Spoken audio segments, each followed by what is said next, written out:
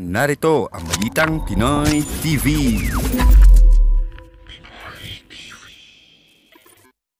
Magandang araw sa atin lahat mga kababayan, saan mang panig kayo ng daigdig naron. Dito na naman tayo sa another episode ng ating vlogs. Pag-uusapan natin ngayon, ito po, no, yung suriin lang natin, no. Parang nagkakabiglaan, no.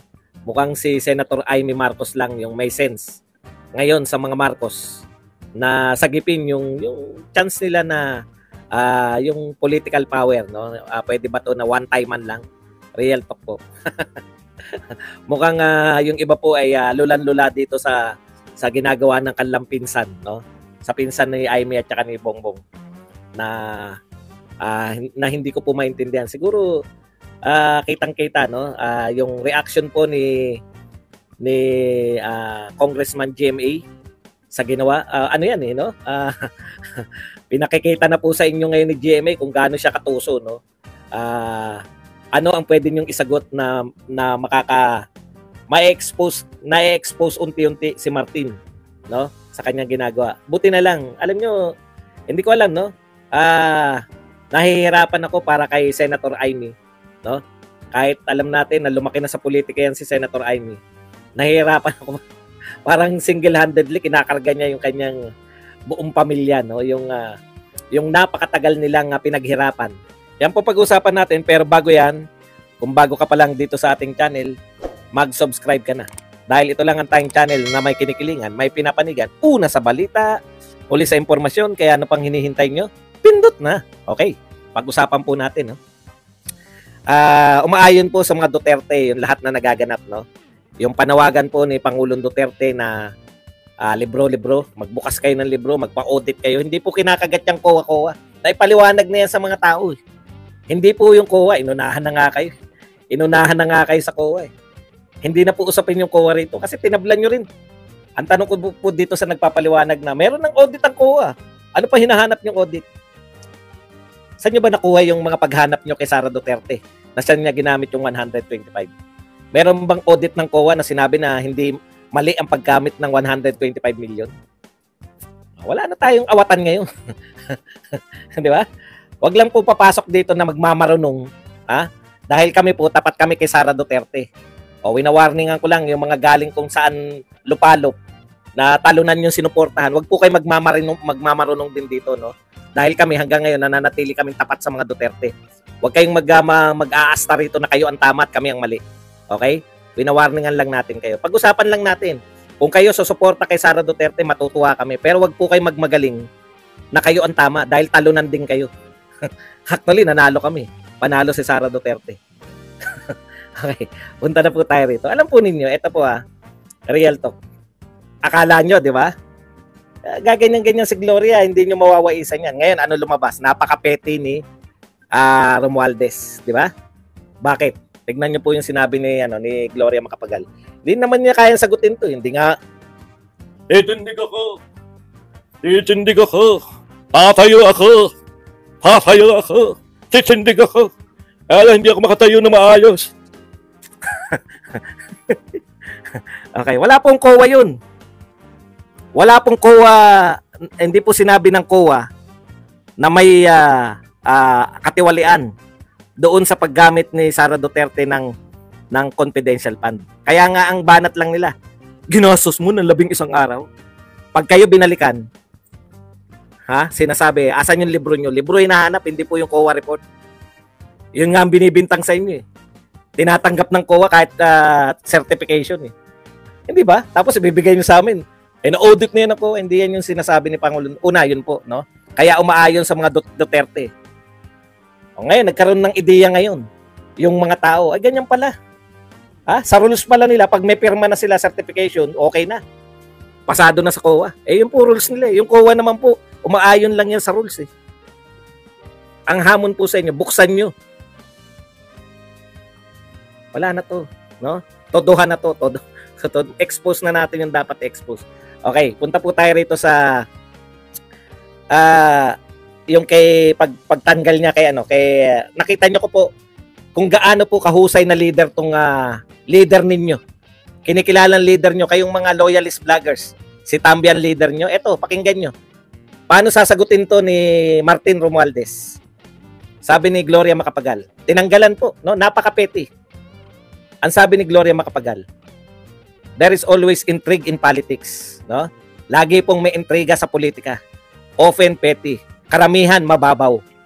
Maraming intriga, karamihan mababaw, di ba? Katulad nung 11 days, ginastos 11 days, intriga yan na napakababaw. Mamaya na pag may 1,000 na, tsaka mo dayuhin doon, Caitlyn. Sabihin mo pag 1,000 na tayo. Okay. If some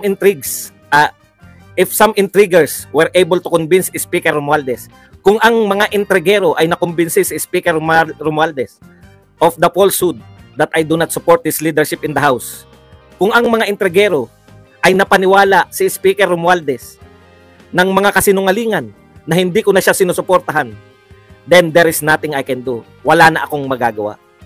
But even as an ordinary congressman, pero kahit ako po ay maliit na congressman, I will remain true to my word to President Marcos Jr. Ano po yung word na yun na sinasabi ni Gloria Macapagal Arroyo? Susuportahan niya yung gustong maging speaker ni Pangulong Bongbong Marcos. Nakita nyo? Ayan, paano sasagutin yan? Ang sinasabi ni Gloria Macapagal, ang tanging dahilan, kaya ako tinanggal dahil hindi ako nakapirma.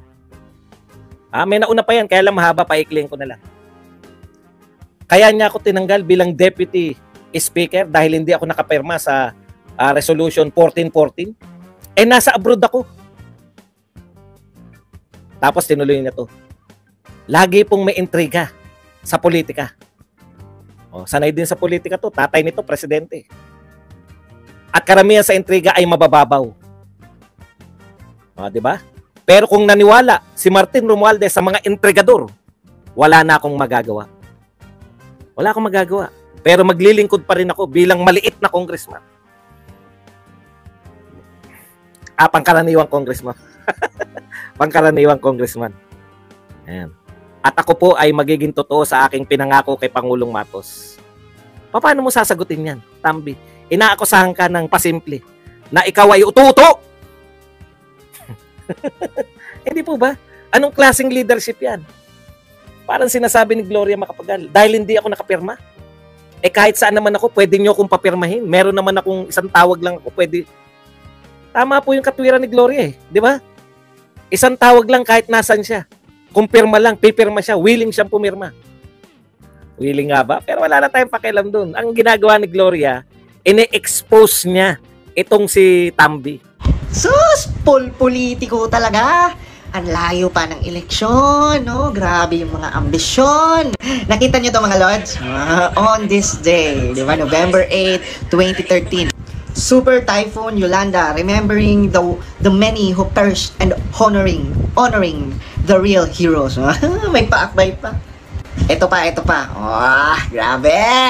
Woo, grabe.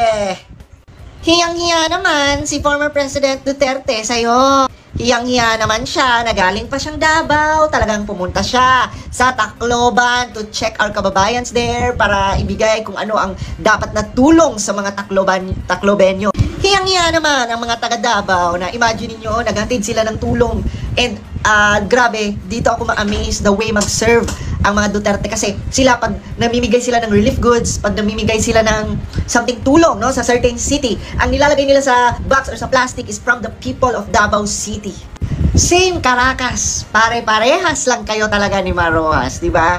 Na talagang feeling nyo talaga kayo ang main character, feeling nyo ang laki ng naitulong nyo sa Tacloban, sa nangyari dyan, di ba? Pero ang totoo, ang tunay na may malasakit dyan, tahimik lang, yan si former President Duterte. Even President BBM, no, tumulong din sa Tacloban, tahimik lang sila, no? Itong si Romualdez, grabe, may pa-poster. May pa-poster pa siya!